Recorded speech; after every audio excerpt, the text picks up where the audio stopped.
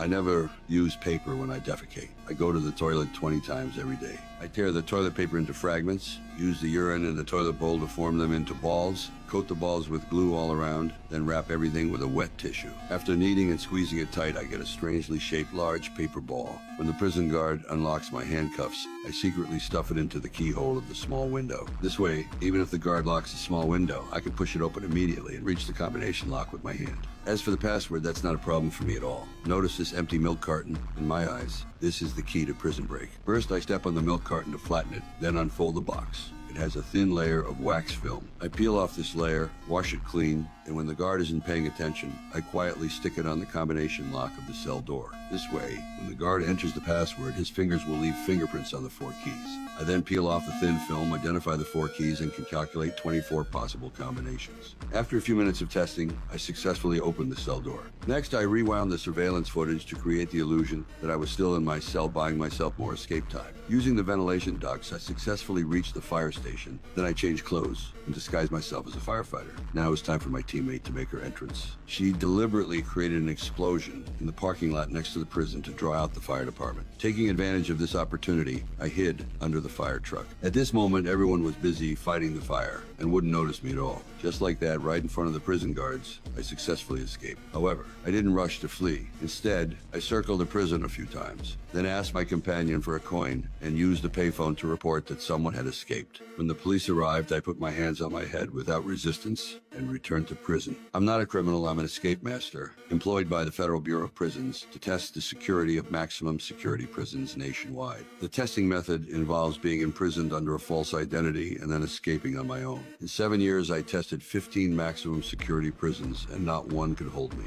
Until this day, when CIA agents approached me, they offered me $1 to test the security of a mysterious prison for the CIA. For the sake of that $1, I agreed. As before, there was a false identity, a contact person, and an evacuation code to ensure my safety in prison. My companion implanted a tracker in my body. It seemed foolproof. However, what I didn't know is that from the moment I took this assignment, I had fallen into a huge conspiracy. I was captured right after leaving. But I didn't expect these people to be extremely violent. They first knocked me down with a stun gun. Then, as if they knew in advance, they directly used a knife to dig out the GPS from my arm. Finally, they injected me with sedatives, causing me to faint on the spot. When I woke up again, I met a man who claimed to be the warden. He wasn't my contact person at all. Everything here felt eerily strange.